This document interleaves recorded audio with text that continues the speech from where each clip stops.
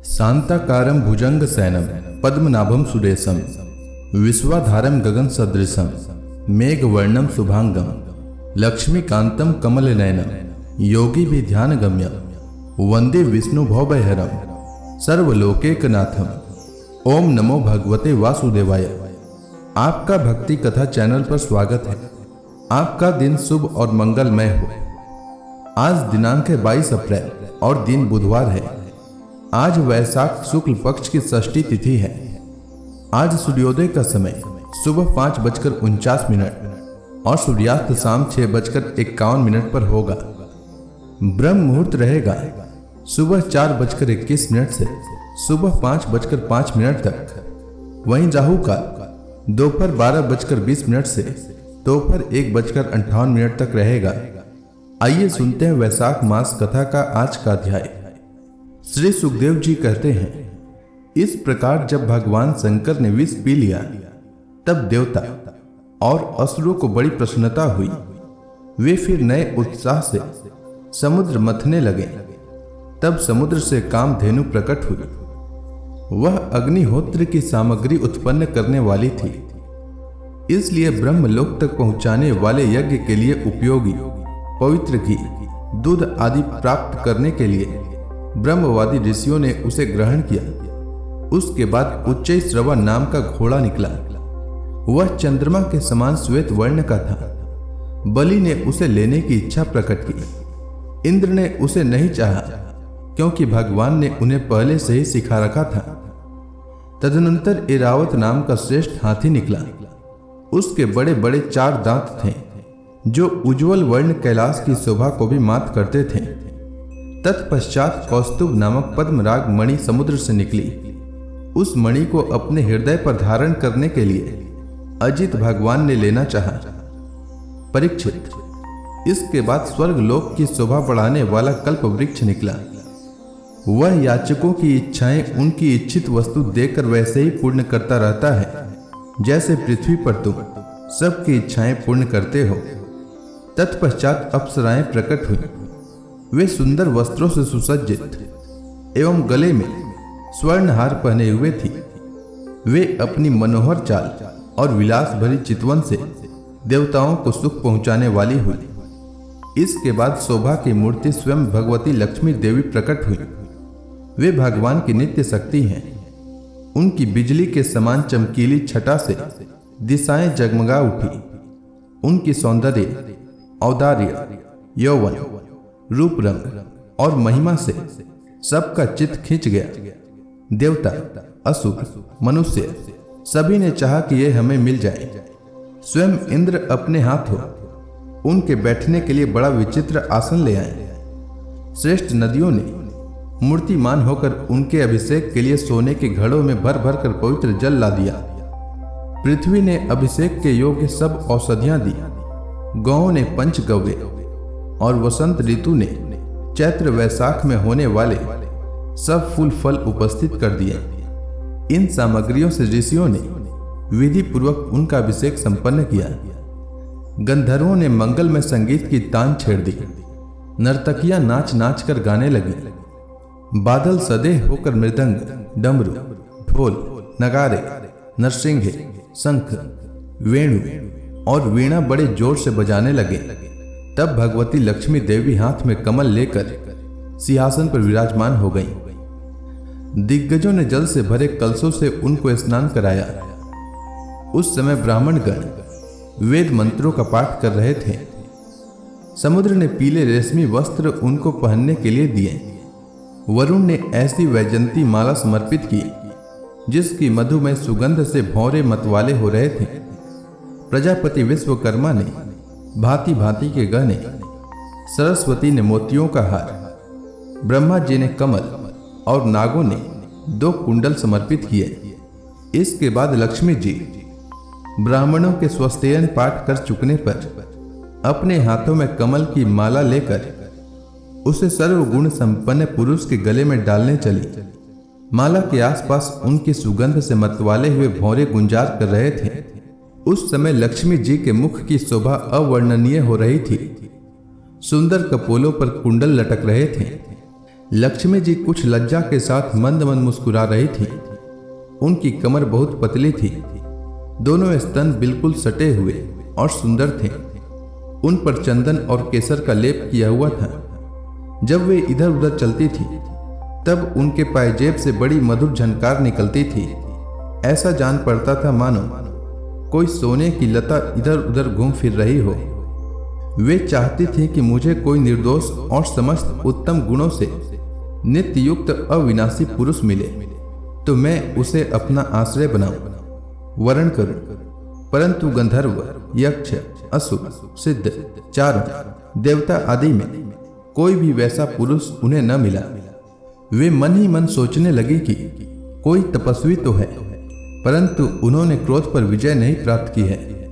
किन्हीं में ज्ञान तो है, परंतु वे पूरे अनासक्त नहीं हैं। कोई कोई हैं तो बड़े महत्वशाली, परंतु वे काम को नहीं जीत सके हैं। किन्हीं में ऐश्वर्य भी बहुत है, परंतु वह ऐश्वर्य ही किस काम का जब उन्हें दूसरों का आश्रय लेना पड़ता है। किन्हीं में धर्माचरण तो है, परंतु प्राणियों के प्रति वे प्रेम का पूरा बर्ताव नहीं करते। त्याग तो है, परंतु केवल त्याग ही तो मुक्ति का कारण नहीं है। किन्हीं किन्हीं में वीरता तो अवश्य है, परंतु वे भी काल के पंजे से बाहर नहीं है। अवश्य ही कुछ महात्माओं में विषयाशक्ति नहीं है, परंतु वे तो निरंतर अद्वैत समाधि में ही तल्लीन रहते हैं। किसी किसी ऋषि ने आयु तो बहुत लंबी प्राप्त कर ली है, परंतु उनका शील मंगल भी मेरे योग्य नहीं है। किन्हीं में शील मंगल भी है, परंतु उनकी आयु का कुछ ठिकाना नहीं। अवश्य ही किन्हीं में दोनों ही बातें हैं, परंतु वे अमंगल वेश में रहते हैं। रहे एक भगवान विष्णु, उनमें सभी मंगलमय गुण नित्य निवास करते हैं, परंतु वे मुझे चाहते ही नहीं। इस प्रकार सोच विचार कर अंत में श्री लक्ष्मी जी ने अपने चिर अभीष्ट भगवान को ही वर के रूप में चुना, क्योंकि उनमें समस्त सद्गुण नित्य निवास करते हैं। प्राकृत गुण उनका स्पर्श नहीं कर सकते और अणिमा आदि समस्त गुण उनको चाहा करते हैं, परंतु वे किसी की भी अपेक्षा नहीं रखते। वास्तव में लक्ष्मी जी के एकमात्र आश्रय भगवान ही हैं। इसी से उन्होंने उन्हीं को वरण किया। लक्ष्मी जी ने भगवान के गले में वह नवीन कमलों की सुंदर माला पहना दी, जिसके चारों ओर झुंड के झुंड मतवाले मधुकर गुंजार कर रहे थे। इसके बाद लज्जापूर्ण मुस्कान और प्रेम पूर्ण चितवन से अपने निवास स्थान उनके वक्ष स्थल को देखती हुई वे उनके पास ही खड़ी हो गईं। जगत पिता भगवान ने जग जननी समस्त संपत्तियों की अधिष्ठात्री देवता श्री लक्ष्मी जी को अपने वक्ष स्थल पर ही सर्वदा निवास करने का स्थान दिया। लक्ष्मी जी ने वहां विराजमान होकर अपनी करुणा भरी चितवन से तीनों लोक, लोकपति और अपनी प्यारी प्रजा की अभिवृद्धि की। उस समय शंख, तुरही, मृदंग आदि बाजे बजने लगे। गंधर्व अप्सराओं के साथ नाचने गाने लगे।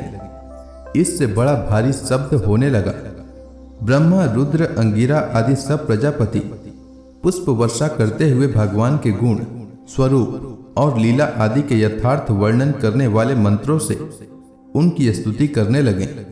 देवता, प्रजापति और प्रजा सभी श्री लक्ष्मी जी की कृपा दृष्टि से शील आदि उत्तम गुणों से संपन्न होकर बहुत सुखी हो गए। परीक्षित, इधर जब लक्ष्मी जी ने दैत्य और दानवों की उपेक्षा कर दी, तब वे लोग निर्बल, उद्योग रहित, निर्लज्ज और लोभी हो गए। इसके बाद समुद्र मंथन करने पर कमल नयनी कन्या के रूप में वारुणी देवी प्रकट हुई। भगवान की अनुमति से दैत्यों ने उसे ले लिया। तदनंतर महाराज, देवता और असुरों ने अमृत की इच्छा से जब और भी समुद्र मंथन किया, तब उसमें से एक अत्यंत अलौकिक पुरुष प्रकट हुआ। उसकी भुजाएं लंबी एवं मोटी थी। उसका गला शंख के समान उतार चढ़ाव वाला था और आंखों में लालीमान थी। शरीर का रंग बड़ा सुंदर सांवला सांवला था।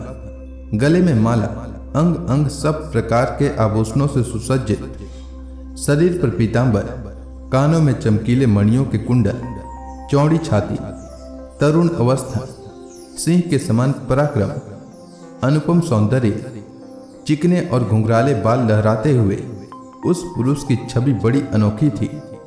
उसके हाथों में कंगन और अमृत से भरा हुआ कलश था। वह साक्षात विष्णु भगवान के अंशांश अवतार थे। वे ही आयुर्वेद के प्रवर्तक और यज्ञ भोक्ता धन्वंतरी के नाम से सुप्रसिद्ध हुए। जब दैत्यों की दृष्टि उन पर तथा उनके हाथ में अमृत से भरे हुए कलश पर पड़ी, तब उन्होंने शीघ्रता से बलात् उस अमृत के कलश को छीन लिया। वे तो पहले से ही उस ताक में थे कि किसी तरह समुद्र मंथन से निकली हुई सभी वस्तुएं हमें मिल जाए। जब असुर उस अमृत से भरे कलश को छीन ले गए, तब देवताओं का मन विषाद से भर गया। अब वे भगवान की शरण में आए। उनकी दीन दशा देखकर भक्त वांछा कल्पतरु भगवान ने कहा, देवताओं, तुम लोग खेद मत करो। मैं अपनी माया से उनमें आपस की फूट डालकर अभी तुम्हारा काम बना देता हूं। परीक्षित, अमृत लोलुप दैत्यों में उसके लिए आपस में झगड़ा खड़ा हो गया। सभी कहने लगे, पहले मैं पीऊंगा, पहले मैं, तुम नहीं, तुम नहीं। उनमें जो दुर्बल थे वे उन बलवान दैत्यों का विरोध करने लगे। उन्होंने कलश छीनकर अपने हाथ में कर लिया था। वे ईर्ष्यावश धर्म की दुहाई देकर उनको रोकने और बार बार कहने लगे कि भाई, देवताओं ने भी हमारे बराबर ही परिश्रम किया है, उनको भी यज्ञ भाग के समान इसका भाग मिलना ही चाहिए। यही सनातन धर्म है। इस प्रकार इधर दैत्यों में तू मैं हो रही थी और उधर सभी उपाय जानने वालों के स्वामी चतुर शिरोमणि भगवान ने अत्यंत अद्भुत और अवर्णनीय स्त्री का रूप धारण किया। शरीर का रंग नील कमल के समान श्याम एवं देखने ही योग्य था। अंग प्रत्यंग बड़े ही आकर्षक थे। दोनों कान बराबर और कर्ण फूल से सुशोभित थे। सुंदर कपोल, ऊंची नासिका और रमणीय मुख, नई जीवनी के समान स्तन उभरे हुए थे और उन्हीं के भार से कमर पतली हो गई थी। मुख से निकलती हुई सुगंध के प्रेम से गुनगुनाते हुए भौरे उस पर टूटे पड़ते थे, जिससे नेत्रों में कुछ घबराहट का भाव आ जाता था। अपने लंबे केश पासों में उन्होंने खिले हुए बेले के पुष्पों की माला गुथ रखी थी। सुंदर गले में कंठ के आभूषण और सुंदर भुजाओं में बाजूबंद सुशोभित थे। इनके चरणों के नूपुर मधुर ध्वनि से रुंझुन रुंझुन कर रहे थे और स्वच्छ साड़ी से ढके नितंब द्वीप पर शोभायमान करधनी अपनी अनूठी छटा छिटका रही थी। अपनी सलज मुस्कान, नाचती हुई तिरछी भौहें और विलास भरी चितवन से मोहिनी रूपधारी भगवान दैत्य सेनापतियों के चित्त में बार बार कामोद्दीपन करने लगे। तो इसी के साथ यह अध्याय समाप्त हुआ। तो प्रेम से बोलिए विष्णु भगवान की जय, समस्त देवी देवताओं की जय। इसके आगे की कथा मैं कल के अध्याय में सुनाऊंगा। तब तक के लिए भगवान श्री हरि विष्णु का नाम जपते रहें।